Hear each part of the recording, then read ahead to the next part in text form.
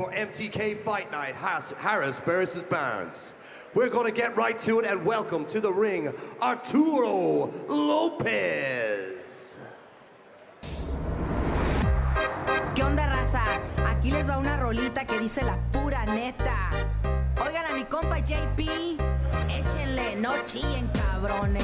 Yo no tuve opinión, me trajeron muy morrillo cuando dijo mi papá, vamos cruzando el río. Ni mi cara o mi piel fue la forma aceptada. Miren de USA, chin, no valgo nada. Con los años me chingué y me puse bien perrón. Aprendí a hablar inglés, me creía bien chingón. Aunque hablo el idioma, no creas que ya la hice. Para el gringo soy un wetback, un pinche chiste. Ve, vale lo que dice, no piensen de mí. Mi hijo será presidente de este pinche país. El latino hoy en día no es un simple lavaplatos. Hey, Loreta Sánchez, ¿quién te limpia tus zapatos? Si no te aprovechas de esta tierra y lo que ofrece, te vas a regresar como un perro que no agradece. México, yo te quiero y allá me enterarán, pero aquí está la lana y me la tengo que chingar.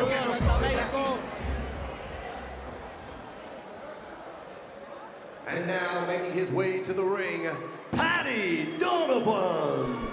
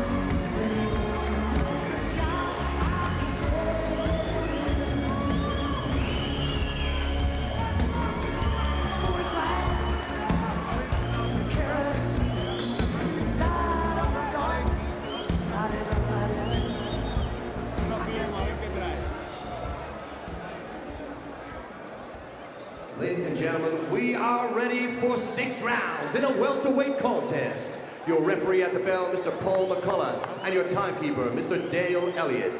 Introducing first, fighting out of the red corner. He officially weighed in at 10 stone 4 pounds, making his 22nd pro appearance this evening. Wearing the red trunks from Mexico by way of Girona, Spain. Please welcome Arturo Lopez. And introducing his opponent across the ring in the blue corner. He officially weighed in at 10 stone 7 pounds. Tonight he makes his pro debut inside the ring, wearing the white and gold trunks from Limerick, Ireland. Please welcome Paddy Donavan. Referee will now give his instructions to the boxers. Okay, lads, I'll give you some instructions from the teacher. Obey my commands at all times. Touch gloves, come lads.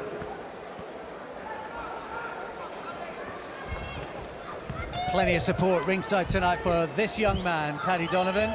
Weighed in at 10 stone 7 yesterday, 3 pounds heavier than his opponent Arturo Lopez, who is probably carrying a bit more weight on that frame than he's used to, having started out at super feather and lightweight. He's recently back as 2018. Second fight, round 1. So here we go. The journey begins and the adventure starts right here, right now for Paddy Donavan. And he had a slick style in the amateurs, no doubt about that. I expect maybe to see the jab coming from that low, slightly unusual angle as well. Skill set was not an issue at all in the amateurs, Paddy. No, not at all. You can see the confidence he had off from that sort of right hand. Good. More than actual the shot, it was just the reactions were really fast. Lopez made a little bit of a mistake, overreached over the front foot, and Donavan jumped right on him. And he was jabbing down towards the torso as well as upstairs, so he's mixing it up through the first minute. Kenny's that right hand though, but obviously it's hard to read when you throw a jab from your hips, and you can get a bit more snap on it, maybe a bit more speed, different angle. But he parries with that left hand as well. That's covering the chin, so that's okay. It can really work for you, can it? I mean, Carl Froch used to have that in his arm. Oh, what a shot! What a shot! And that may well be a one-punch knockout in the first minute or so. He's already celebrating Donavan, and he's not getting up Lopez. It is all over just like that. Wow. And what you say about that? I mean, it's perfectly timed. I think it was so well timed. It almost looked like it didn't hit. See, there was nothing on it. Just all, just real good body mechanics. He didn't tense up. He twisted from the waist to a nice little long shot, and it was over with. And he just paused for 2 or 3 seconds, and then he started celebrating the moment because he knew what a good shot. And Lopez tried. He just raised his head off the canvas once or twice. He tried to get up. He just could not do it. Such was the precision and timing and power in that shot, and that's what it boiled down to. Well.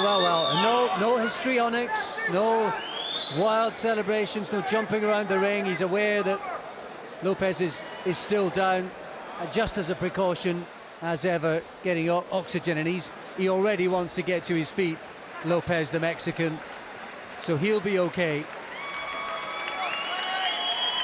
Yeah, people panic when they see the oxygen, but that's obviously a precautionary method. The first thing they do is get that air flowing through the lungs. Well, listen, Barry, he'd been talked up. We don't. Yeah, it's just on the top of the head. It's almost like I said. It's so smooth with the shot, and there's so much speed in it that it almost looked like it didn't hit. Yeah, it must be just on the temple, I guess. From this angle, it looks like it's been taken on the glove on the top of the head, but it must be on the temple. But it was so fast, and he set his feet. He got those wide stance. So I mean, some of those shots that don't look hard can be deceiving because a nice wide stance means you can push off that back leg, and again, nice and smooth and relaxed, not tensing up. And obviously, when you get the right distance on a shot and you're relaxed, that's where all the power is. But the confidence, that was good to see. The confidence, yeah, took the centre of the ring straight away, jabbing up and down stairs. Yeah, trying to see what happens when he comes back again. Almost like it didn't hit him. And he fell straight backwards as if he was going to sleep, Lopez, and he tried but couldn't get up. Eamon McGee in his corner as well, plenty of experience there surrounding that young man. What a fight that Eamon McGee was. It really was. There's Eamon McGee there on the left hand side. There's a guy, if he would have lived the life, he was a world champion. Without a question of doubt. Gave Ricky Hatton all the bother he could handle in the early rounds. Which gives someone like Paddy a real good, a real great man to be around, because he'll know the pitfalls, how not to live your life as a professional athlete. Absolutely right. There's a fighter who was good, could have been better, and there's a guy who just doesn't know quite what hit him, and it was that young man. Well, there's the talk is real. He looks the part. He acts the part. He produces the quality, and listen, and if he really does have that power that he showed tonight, that's genuine power as he moves along up the rankings, then he'll be a force to be reckoned with. And listen, with those looks, that's going to help sell anyway. But you've got to be able to fight. Let's say that right off the bat. But you know how the modern world is, Paddy. That little clip there, that little 20-second clip is going to be played. That'll be on ESPN stateside, being played over the next couple of days again and again and again. And there's a certain old dude over there, a certain wise old fox, Mr. Bob Arum, who's going to be licking his lips and rubbing his hands together. I might have found another one. And to keep your feet on the ground, and I think Andy Lee was been saying all the time, we got a talent here, we want to get excited about, and we are, but we want to try to keep our feet on the ground and keep his feet on the ground most importantly. But there'll be bigger tests ahead. There'll be much bigger tests ahead for him, for sure. There really will be. Yeah. But all he can do is beat what's in front of him. And what you want for someone like that in their first fight, with all the sales pitch behind him, is to produce something like that. And within the same stable to an extent, the Top Rack stable, he's also got Michael Conlon, who's already gone through perhaps some of it. He might not get he's not going to get the big build-up, perhaps like Conlon has had right from the start. He might, but at least there's someone else in that franchise there just to lend an ear and advice, because Conlon's had to deal with the pressure from day one. I always thought with my looks that I should have went to the States earlier in my career. Still time, Paddy. The ESPN might be out for a Welsh analyst in some of the big fights. Do you know what? If Jay Harris goes all the way to they might need an interpreter. They will need an interpreter, most definitely, and they'll need him for my interpretation, of course. But that was good. I would like to see more of Paddy, of course, and I think they'll get a stiffer test or a bigger guy for him. But in your debut, you're allowed to pass. You're allowed the guy, and that's fair enough. You want to see what he can produce.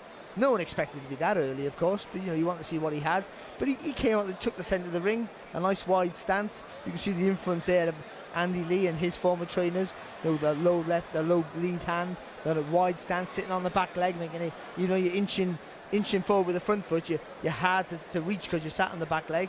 And listen, they'll be happy with that, and it was good to see. And let's see more of him in the future.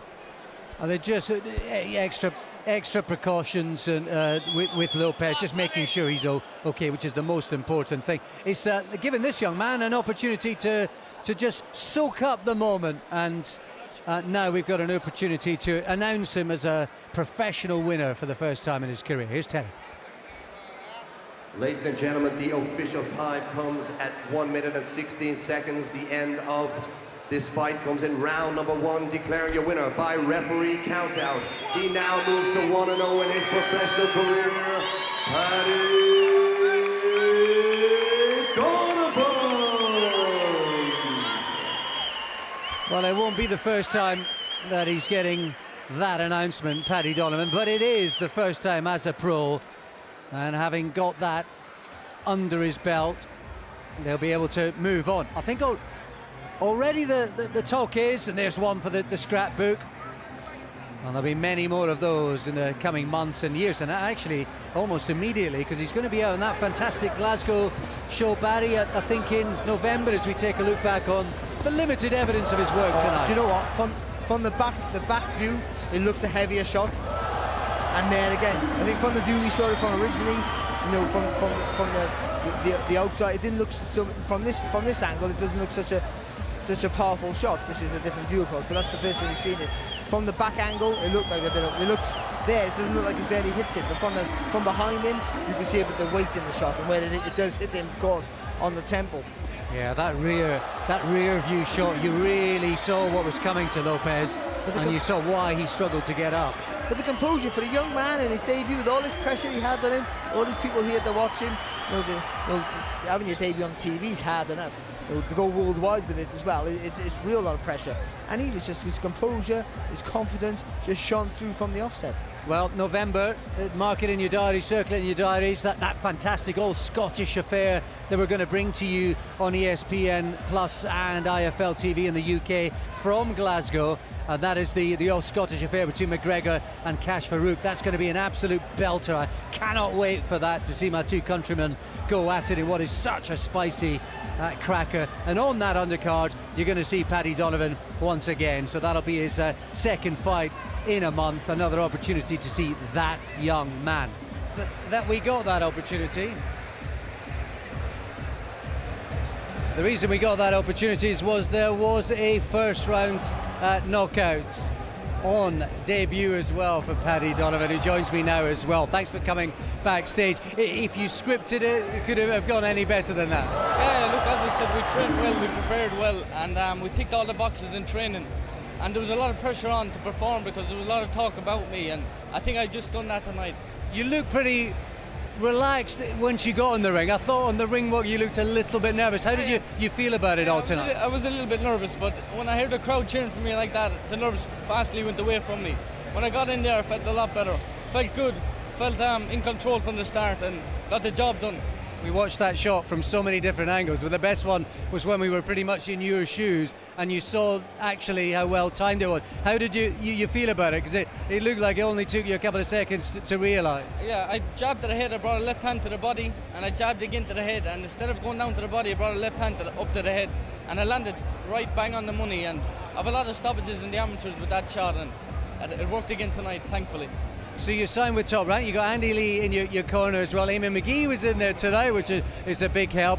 And we're going to get a chance to see you on ESPN Plus in the coming months. Are you back out again in Glasgow, is that right? Yeah, 16th of November, I'm in Glasgow. So I'm looking forward to that. We have a couple of days off and then back into training camp again for that. So I'm looking forward to that one. Okay, look into camera. Tell everyone on ESPN Plus what they're going to see next time. You're going to see another knockout like that. Top man, well done tonight. Thank you very much. Thank you, guys. Right, let's get back to Paddy. We've got plenty more coming up. Paddy.